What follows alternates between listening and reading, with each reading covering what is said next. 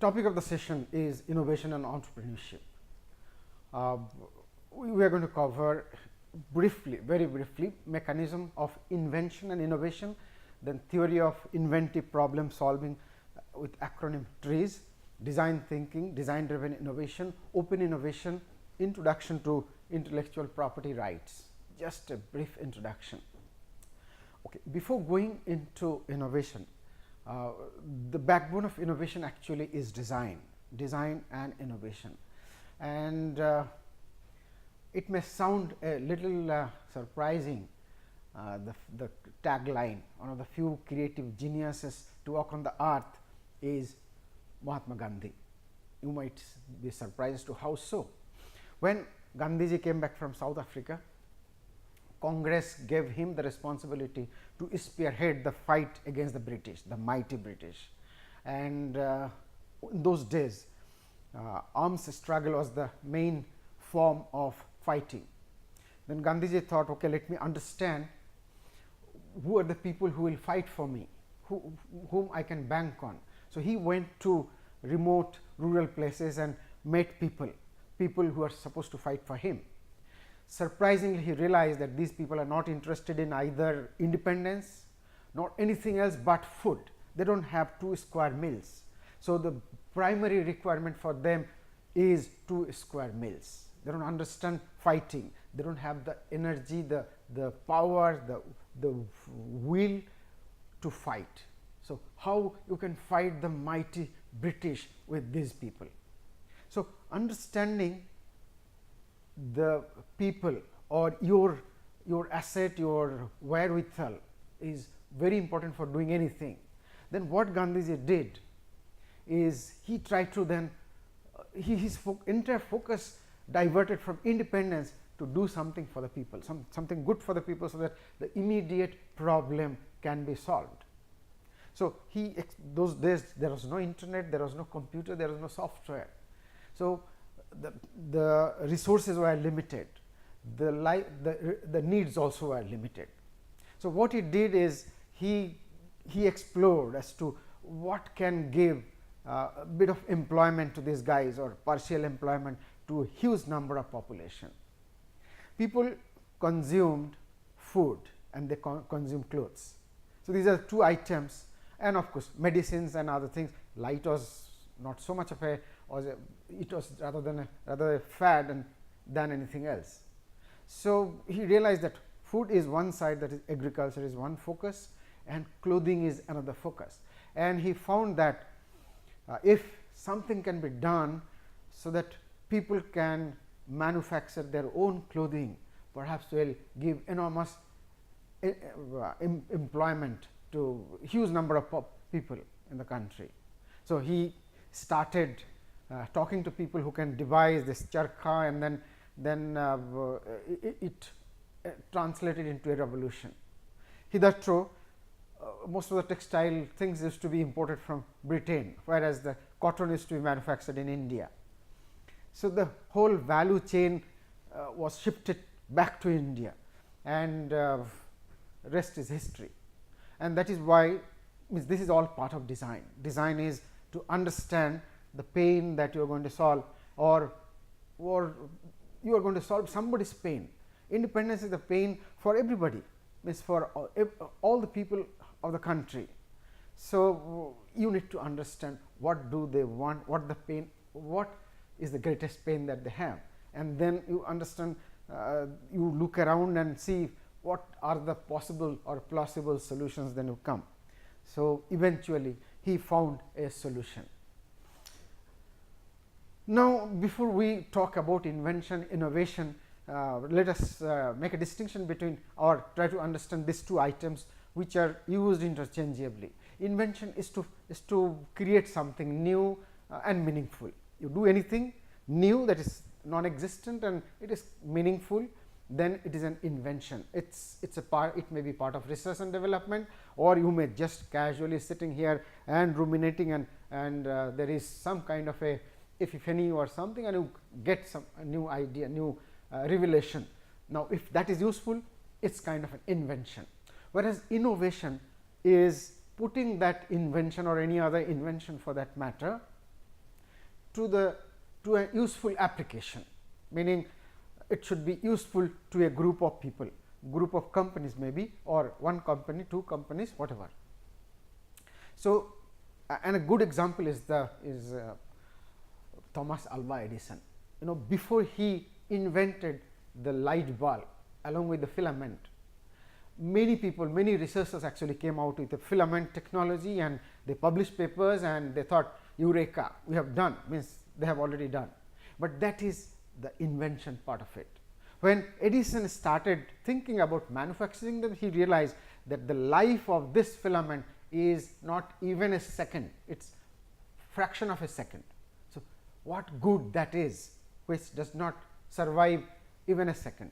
So, he started exploring, and he explored with umpteen number of combination of material. Eventually, tungsten emerged as a possible material. Still the life was short. So, eventually he came up with the idea of a vacuum container, glass container, because this filament at high temperature was oxidized, and then it was kind of it was going off. So, eventually the bulb actually was born. He did not stop it there, because a bulb, what good is a bulb when there is no electric supply in the house. So, he put the entire infrastructure to manufacture and supply electricity to home, and then the light bulb, and the society actually started illuminating. And this whole thing is innovation, starting from inventing the filament, putting that, packaging that into a product, and then making it available to the people, and giving them a kind of a infrastructure or a context where this remains as a sustainable, tenable solution that does a lot of good to the people whom you are giving. That is what is innovation. Now, invention means, it may sound as if invention is better than innovation, but fact is that invention is the starting point, innovation comes then. So, invention is important. Now, how to invent is a question that has been bogging the entire society, and there is no solution, there is no answer.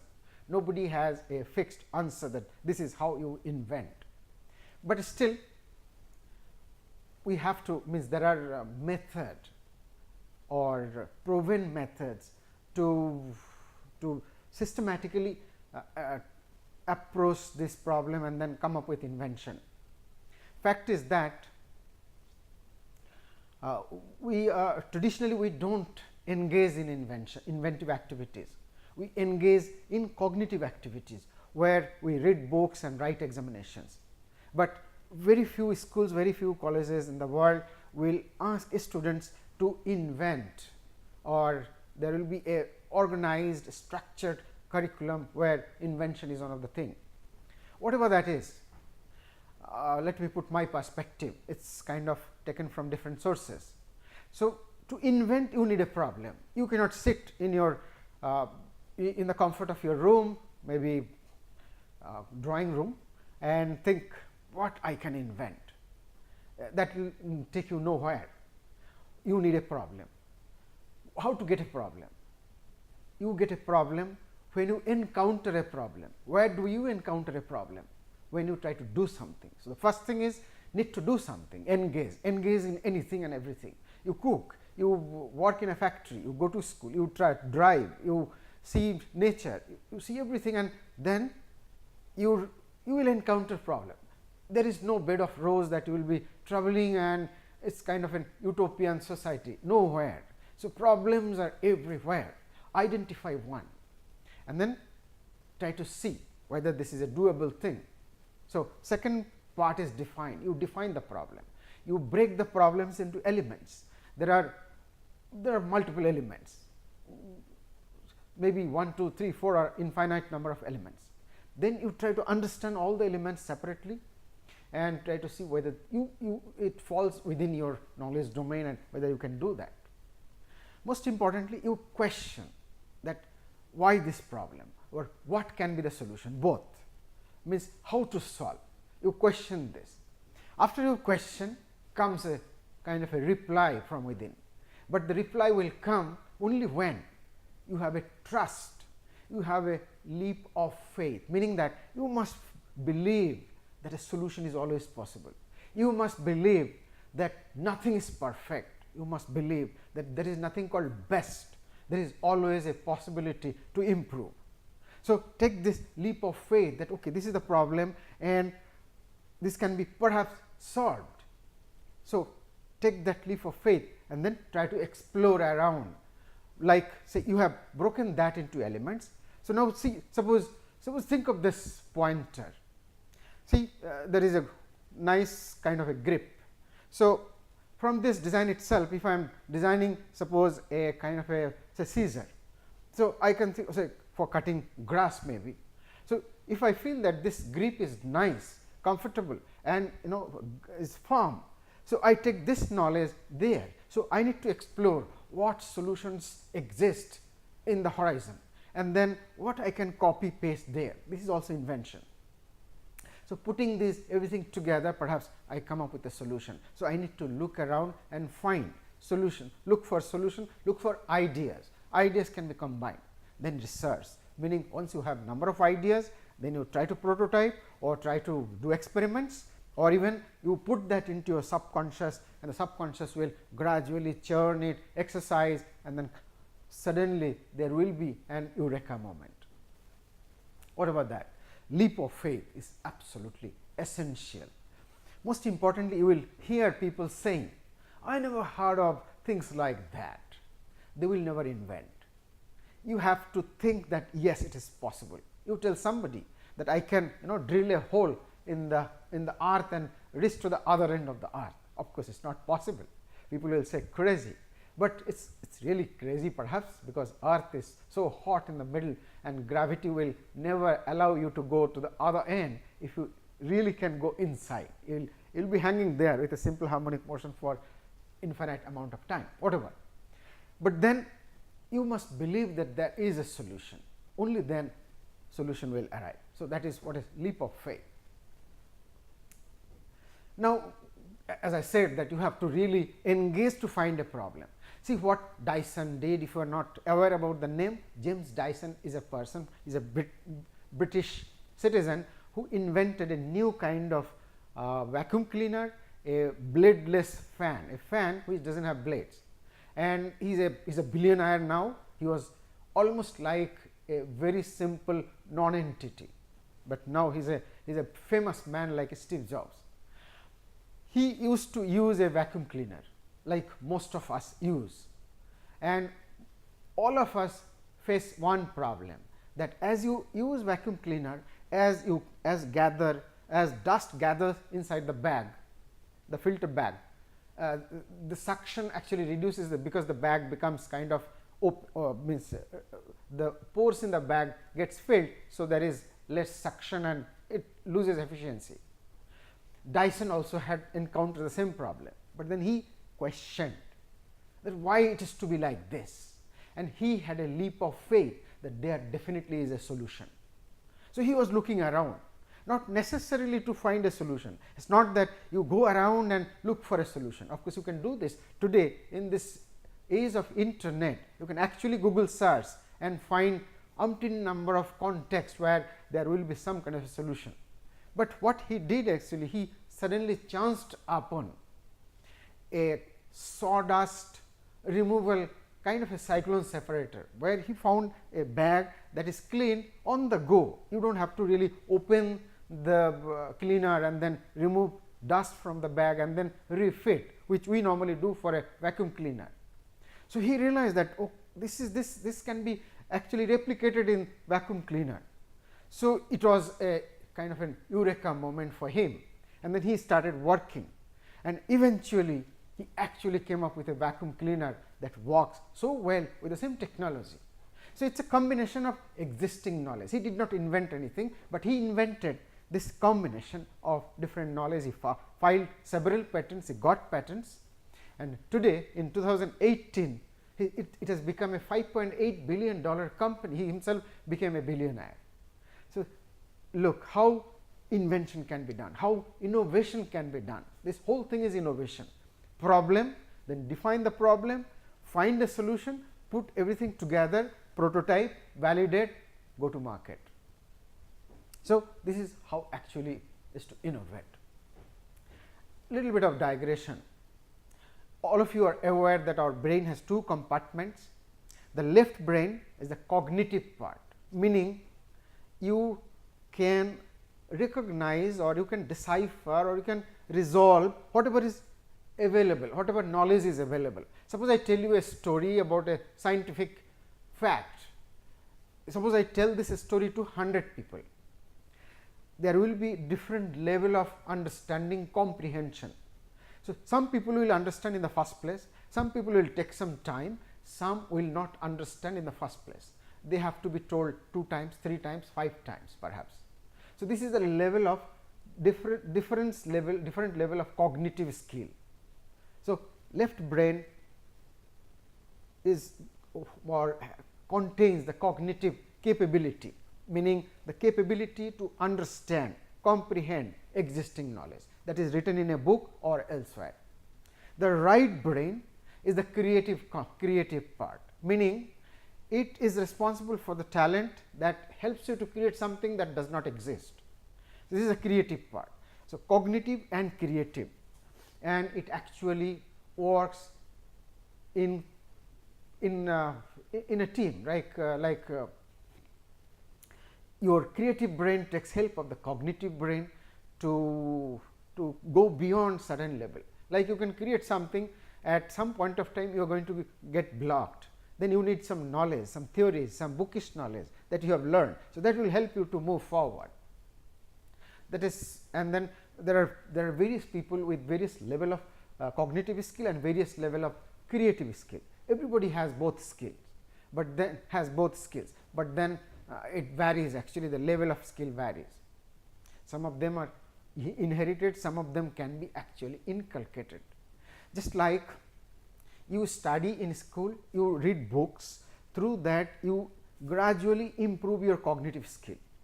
Like you write and your handwriting becomes better, you do anything repeatedly, you actually churn your cognitive skill, and then you gradually become a more intelligent person from cognitive point of view. Unluckily, our academics does not promote so much of the creative part of the brain, meaning they do not put lot of challenges before us to the creative part of our brain. If we start doing that, our creative talent will enhance. That is the belief that many people actually maintain. There is another say virtual compartments, another set of virtual compartment. One is, or maybe 3 compartments actually: conscious level of conscious state of your mind, then subconscious state of your mind, and unconscious state of your mind. Normally, I am talking from my conscious mind. Of course, I am repeatedly, continuously trying to communicate with my cognitive or with my reservoir of knowledge that I have gathered over years. At the same time, that is my cognitive skill, conscious mind which is working. The other part is subconscious mind. From the image, actually I did not get a better image without licensing, means this is the best one that I got without really violating any licensing rule. So, from the image you should try to understand that 90%, about 90%, some people put a data, but I do not know how people put a data on this. About 90% of our mental activity happens in the subconscious sphere, only 10% happens in the conscious state of your mind.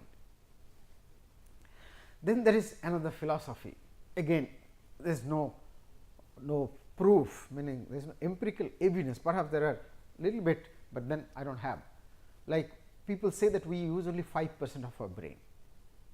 Now, imagine that you exercise your brain, both creative and cognitive, and the more you do, the better you exploit the brain, maybe beyond 5%.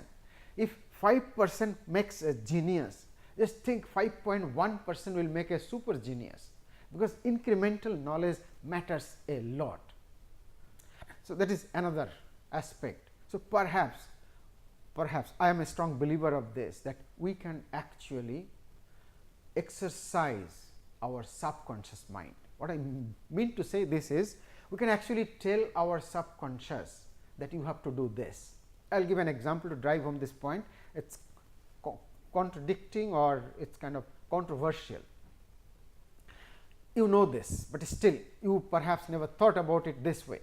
You go to bed, suppose at 1 in the night, say 1:05 in the night, you go to bed 1:05, and suppose you have to catch a flight or a train, say at 3 o'clock. So, you want to wake up at say 2:35. I am giving a slightly odd figure about the time, because I do not want to make a round figure. Now, when you go to bed at say 1:05, and if you have to wake up at 2:35, the time that you can sleep is very short. So, it is a difficult situation to really wake up. So, you put alarm to wake up, otherwise somebody has to wake you up. But do this experiment. You go to bed at 5:00 or at any time, any point of time, not necessary it has to be this context. Any context, you go to bed at a certain time, but till the last moment you go to sleep, you should tell yourselves that wake up at 2:35 or wake up at this particular time. If you can do this effectively, or it means most of the people can do this, they will wake up exactly at the time that they tell themselves to do.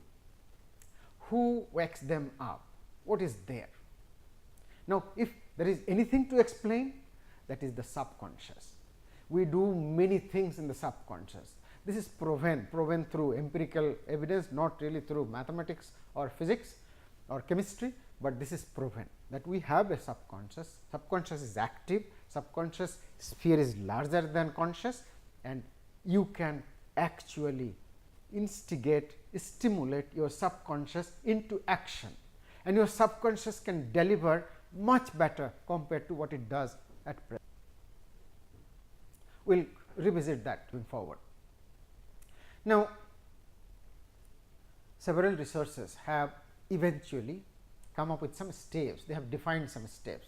It is not necessary to define, because creativity involves umpteen number of phases. You can divide them into umpteen number of phases, but then making significant phases, defining significant phases may actually help us to follow a step by step process.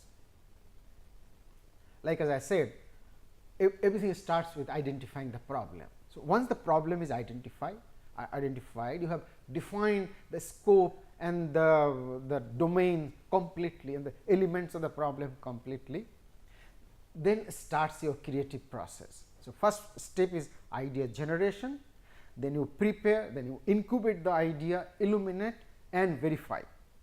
That is the validation stage. I will move forward instead of wasting time. Idea generation, germination, meaning taking root, idea take roots. So, the exact mechanism nobody knows, obviously, but then the moment you have a problem, either with or without your knowledge, you actually start thinking, your brain moves from different chapters in different books, like whatever you learn from your childhood till now, and tries to find some connectivity or some similarity of this problem, and then it tries to start creating ideas, and then somewhere, sometime, your brain actually start putting pieces together, and then it realizes that okay, so it is a doable thing. So, the leap of faith comes, and you think that okay, right, there can be a solution definitely, because this is done, that is done this way. So, I can connect them and perhaps we can do. So, it might be a plethora of ideas, means many ideas, not just one idea, and then suddenly some combination emerges and you have some kind of a eureka moment. Then preparation or rationalization. Once an idea is seeded, the brain embarks on conscious search, meaning you start gathering information from different technologies, different products, different natural phenomena or events, and then this is the way you prepare, means you come up with many ideas. So then you have a reservoir of knowledge in your mind that has been accumulated over the years. So you try to make back and forth communication with your reservoir, or maybe whatever you see in the external world, and then you prepare. Then comes incubation, meaning here the subconscious actually takes over. Without your knowledge, you actually have entrusted your subconscious to think and find a solution. So your subconscious now starts churning, it starts connecting, doing research.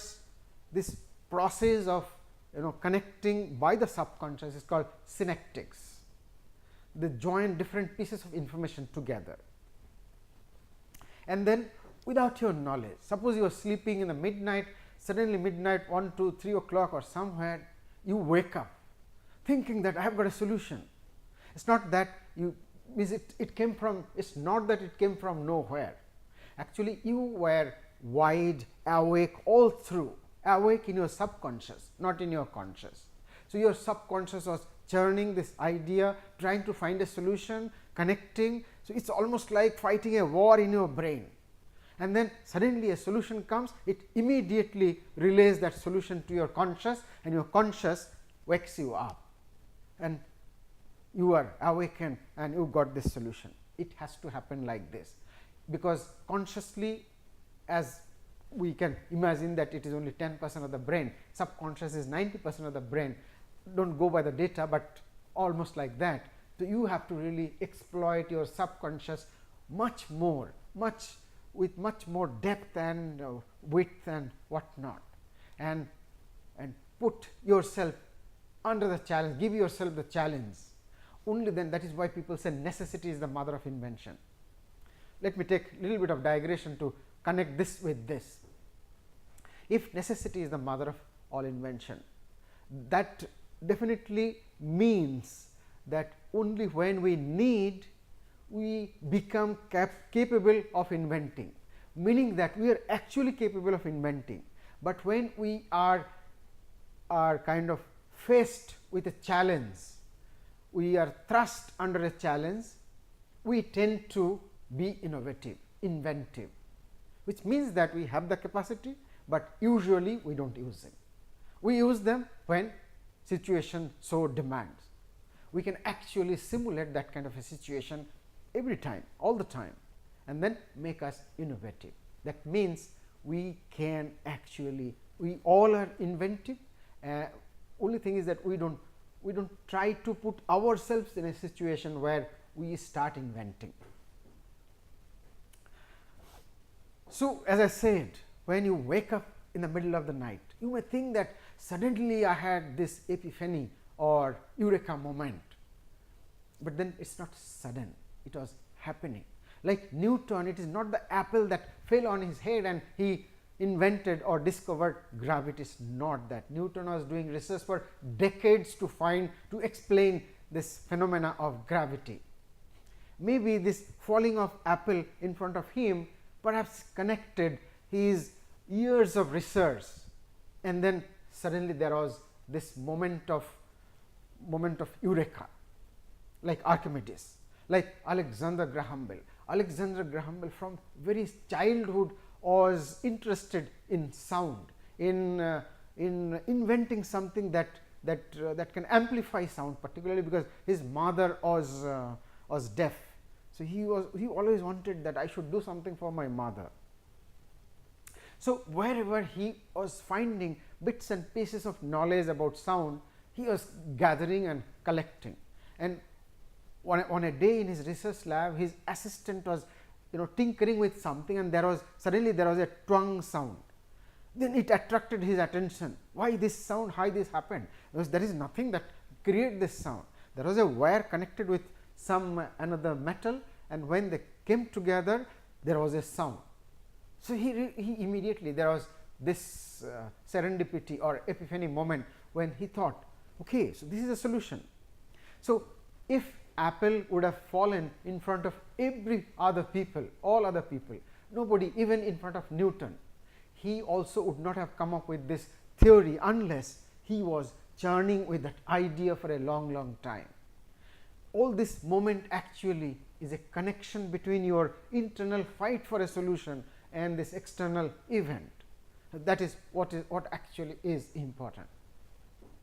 It is believed that our left brain always try to help the right brain to do this, means they connect with all this kind of event. So, this is my theory that we can actually tell our subconscious to be inventive, to do something continuously. We can actually poke and we can improve ourselves, both cognitive and creative talent we can actually improve. If you try to connect all those pieces that I am just explaining, you will realize that we are actually capable of doing more, but we do not do unless we are challenged, and that is why the society who are more active, they are economically better off. Fourth stage is the illumination, when you realize this is the moment when your conscious mind actually takes all the knowledge from subconscious and try to correlate and try to put things together, and then suddenly a solution emerges and you see, wow, aha, so this is a solution, I have got a solution, something like that. It happened to even Marie Curie. Marie Curie put some photographic papers in her drawer, wrapped with some material, and after coming back about a month of holiday or so, she opened it to notice some spot on this photographic plates, and then she immediately realized that this is nothing but a special ray coming from the metal that has damaged my photographic film. Had it been with me, with somebody else who are not doing research on X-rays, would never have occurred to them that this is coming from the metal and this is actually X-ray. So, she invented X-ray that way, discovered X-ray that way. Last is a verification, meaning validation. Now you make a prototype and you show it to the customers or anybody who are supposed to be the user among the user community, then get the feedback and get it validated, do it repeatedly like the lean product development philosophy, and then eventually come up with something that is validated and then go for commercial production. So, it becomes commercially relevant technology. Innovation and entrepreneurship can best be explained with the slogan that is written in Facebook little red book, that if you do not create something that can kill Facebooks, somebody else will, meaning that it is a competitive world. Unless you keep on inventing and remain ahead of competition, competitors will be ahead of you and you will be nowhere. So, innovation, this statement can never be overemphasized. Innovation is the driving force for entrepreneurship. It is more true today than it was yesterday, it will be more true tomorrow than it is today. From an entrepreneurial perspective, we need to connect these two and then keep on inventing. The same thing what Peter Drucker said, and on my right actually is the distinction between invention and innovation. See that at leisure. Thank you for this session.